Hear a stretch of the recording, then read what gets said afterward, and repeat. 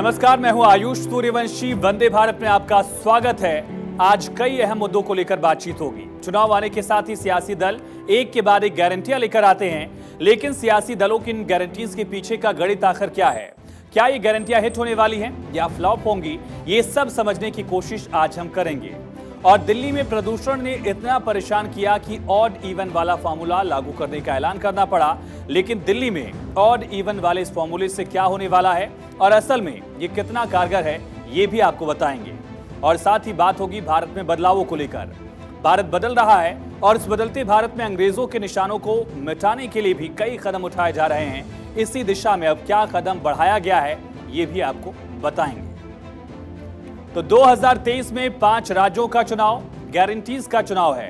Congress guarantee के सहारे सत्ता तक पहुंचने का फॉर्मूला निकाल रही है, तो बीजेपी ने भी गारंटी का कार्ड चला है। अब किसकी गारंटी चुनाव में जीत की वारंटी बनेगी, ये तो 3 दिसंबर को पता चलेगा। लेकिन सबसे बड़ा सवाल यह है कि क्या गारंटियों का लॉलीपॉप हिट होगा या फ्लॉप? वादों के अर्थशास्त्र में कहीं राज्यों की अर्थव्यवस्था बिगड़ न जाए, मुफ्त की चुनावी गारंटी कहीं महंगी ना पड़ जाए।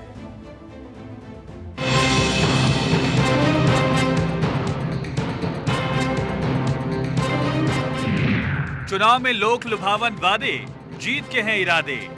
तो बहनों और भाइयों, हम आपके सामने कुछ ऐसे गारंटी लाए हैं।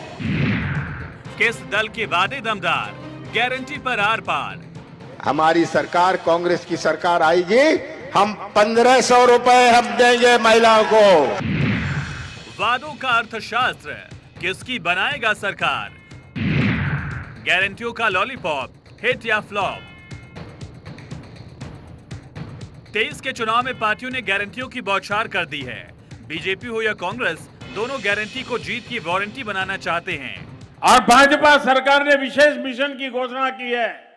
इन जनजातियों के विकास पर 15,000 करोड़ रुपए खर्च किए जाएंगे। मेरे परिवारजनों, कांग्रेस ने इतने दशकों तक देश में शासन किया। कांग्रेस ने आदिवासी क्षेत्रों की सबसे अधिक उपेक्षा की। जो हम आपको 2,640 रुपए देते हैं, वो पैसा कहां गया? हमने किसान का कर्जा माफ किया। किसान ने वो पैसा अपने गांव में खर्च किया। सबसे बड़ा सवाल, क्या ये चुनावी वादे पूरे होंगे? और अगर इन चुनावी गारंटियों को पूरा किया जाएगा तो धन कहां से आएगा? ये सवाल इसलिए क्योंकि कर्नाटक के लिए जब कांग्रेस ने 5 गारंटी का वादा किया था, तब अनुमान लगाया गया था कि उस पर 62,000 करोड़ खर्च होंगे। ये रकम राज्य के कुल बजट का करीब 20% होती है। कर्नाटक सरकार के साल 2023-24 के बजट के मुताबिक उसका राजकोषीय घाटा 66,646 करोड़ रुपए हो गया है। कर्नाटक पर पहले ही 5 लाख करोड़ का कर्ज है। वहीं हिमाचल प्रदेश में कांग्रेस ने पुरानी पेंशन स्कीम और महिलाओं को मासिक सहायता भत्ता देने का वादा किया था। हिमाचल में भी सरकार आर्थिक बोझ से जूझने लगी है। हिमाचल पर करीब 75,000 करोड़ का खर्च है। ये आंकड़े बताने के लिए काफी है कि मुफ्त की गारंटी सरकार की इकोनॉमी पर कैसा प्रभाव डालती है। लेकिन इसका असर सियासी पार्टियों पर नहीं पड़ता। वो मुफ्त वादों की बहार लाकर वोट का गुड़ा भाग करती हैं। कांग्रेस हो या बीजेपी, उन्हें भरोसा है कि उनकी गारंटी उन्हें सत्ता की सीढ़ी चढ़ने में मदद करेगी। Bureau report, Bharat 24। तो अब जरा उन राज्यों पर भी नजर डालते हैं जहां विधानसभा के चुनाव हो रहे हैं और कांग्रेस बीजेपी में गारंटियों की बरसात करने की होड़ से दिखी है। रिजर्व बैंक के आंकड़ों के अनुसार मध्य प्रदेश ने 2019 से 2022 के बीच 89,444 करोड़ रुपए का कर्ज लिया। 2023 तक के कुल कर्ज पर अगर गौर किया जाए तो रिजर्व बैंक के मुताबिक इस अवधि तक मध्य प्रदेश पर कुल 3,78,617 करोड़ रुपए का कर्ज बकाया था। 2019 से 2022 के बीच राजस्थान की अगर बात करें तो राजस्थान में 1,47,600 करोड़ रुपए का ऋण लिया गया। मार्च 2023 तक राजस्थान पर 5,37,013 करोड़ रुपए का कुल कर्ज था। छत्तीसगढ़ की बात अब करते हैं। 2019 से 2022 के बीच राज्य ने 28,680 करोड़ रुपए का कर्ज लिया और तेलंगाना ने इसी दरमियान 2,37,402 करोड़ रुपए का कर्ज लिया था। मार्च 2023 तक तेलंगाना पर 3,66,606 करोड़ रुपए का कुल कर्ज था। यानी कुछ राज्यों में तो जितना साल का बजट होता है उससे ज्यादा कर्ज है। आप समझिए कि किस तरह से चुनावी वायदे करने की होड़ दिख रही है, लेकिन राज्यों पर कर्ज का बोझ लगातार बढ़ता जा रहा है। और अब बात ऑड इवन फॉर्मूले की। देश की राजधानी दिल्ली आज एक एक सांस को तरस रही है। दिल्ली की हवा में घुलता काला धुआं सांसों के रास्ते लोगों की नसों में घुल रहा है। आज हालात ये हैं कि दिल्ली ही नहीं, गाजियाबाद वाले, नोएडा वाले, गुरुग्राम वाले, हरियाणा वाले सभी एक एक सांस के लिए साफ हवा को तरस रहे हैं। ऐसे में अब दिल्ली में प्रदूषण के बाद बेकाबू हालात से निपटने के लिए वही पुराना ऑड इवन का दांव चला गया है।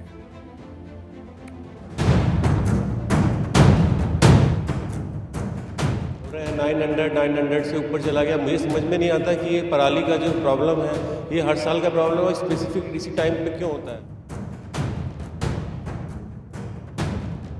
धुएं की चादर लपेटे इस शहर की सुबह सूरज की रोशनियों से नहीं होती। मध्यम सूरज के बीच घुटते हुए दम के साथ जगती है देश की राजधानी दिल्ली।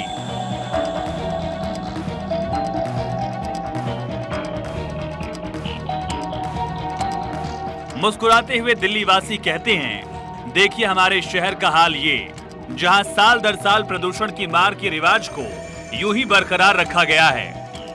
और आप कहते हैं दिल्ली वाले अपनी विरासत भूल गए।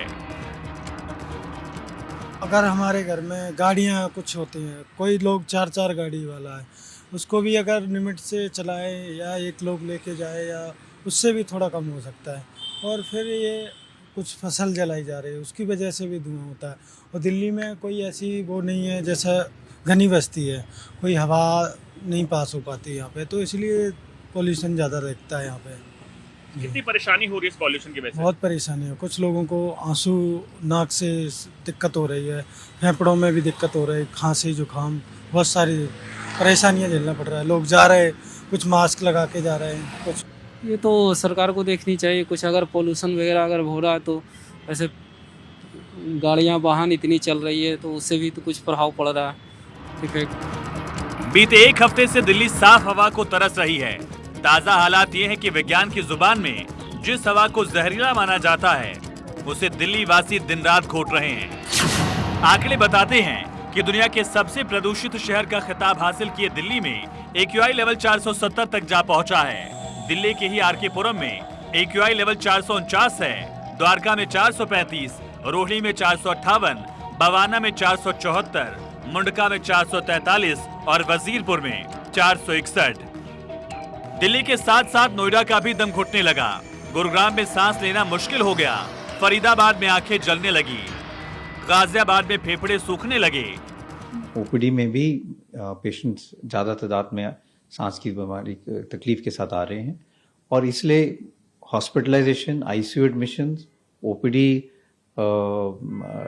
रेफरल्स पेशेंट्स में भी बढ़ रहा है। और जो आम आदमी हैं जिनको कोई रेस्पिरेटरी या सांस की तकलीफ नहीं है, उनको भी सांस लेने में घुटन सी हो रही है। कई ऐसे लोग आ रहे हैं जिनको कोई दमा या सांस की तकलीफ नहीं है, लेकिन वो ये कहते हैं कि रात को उनको सांस ले नहीं पाते, चेस्ट में टाइटनेस लगती है, छाती से आवाज़ आने लगती है सीटी जैसी, या खांसी हो रही है। और कभी कभी आंखें में भी आंखें लाल हो जाती हैं, इरिटेशन होती है और आंखों से पानी भी आता है। जहरीली हवा जब सांस लेने लायक हवा से मुकाबले 20 गुना ज्यादा खतरनाक हो गई, सरकार को होश आ गया। कहा चलो मीटिंग खेलते हैं, और फिर मीटिंग से निकला प्रदूषण को मात देने का रामबाण इलाज। भी उत्तर प्रदेश, हरियाणा में जो है वो पटाखे मिल रहे हैं, प्रतिबंध नहीं लगा है। तो ऐसी स्थिति में एक तो पुलिस को निर्देश दिया गया है कि उस पर सही से निगरानी करें, और दूसरा ये निर्णय लिया गया है कि अगर दिवाली की वजह से प्रदूषण का स्तर बढ़ जाता है तो फिर उसके अगले दिन 13 नवंबर से लेकर के और 20 नवंबर तक दिल्ली के अंदर जो है ये ऑड इवन स्कीम जो है उसको लागू किया जाएगा। दिल्ली में लोगों के फेफड़ों के अंदर जब जहर भर गया है तो सरकार ने सोचा क्यों न अब कुछ किया जाए।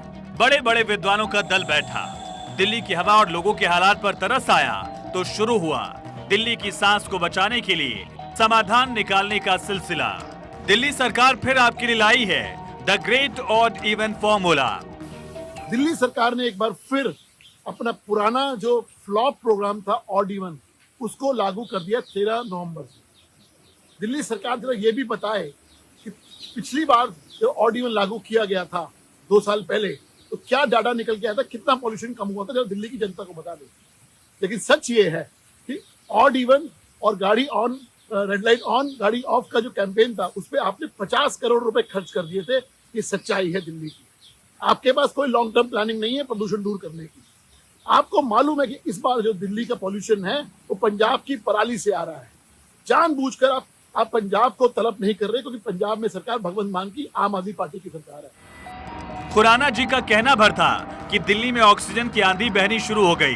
दिल्ली वासियों के फेफड़े फुटबॉल की तरह फूल गए। साफ हवा में गहरी सांस लेते हुए दिल्ली के दिलवालों ने कहा, प्रभु कहाँ थे आप। सच तो यह है कि पंजाब हो कि हरियाणा या यूपी, सब ने अपने अपने पराली वाले पाप की टोकरी दिल्ली सरकार के सिर पर सुलगा रखी है और इससे उठे हुए धुएं को दिल्ली वासी घोंट घोंट कर जी रहे हैं। सैकड़ों सिगरेट से ज्यादा जहरीले इस धुएं को सूंघकर कसम से मजा ही आ गया, जनता को नहीं नेताओं को। बसेस आपने खरीदी नहीं, मेट्रो आपके पास है नहीं, 3 व्हीलर ऑटो ओला उबर बहुत महंगा है, तो दिल्ली का आम व्यक्ति कैसे जाएगा, कहाँ जाएगा। दुख होता है ये देख के। प्लस आप सबको त्योहार के दिनों में घर में कैद कर दोगे।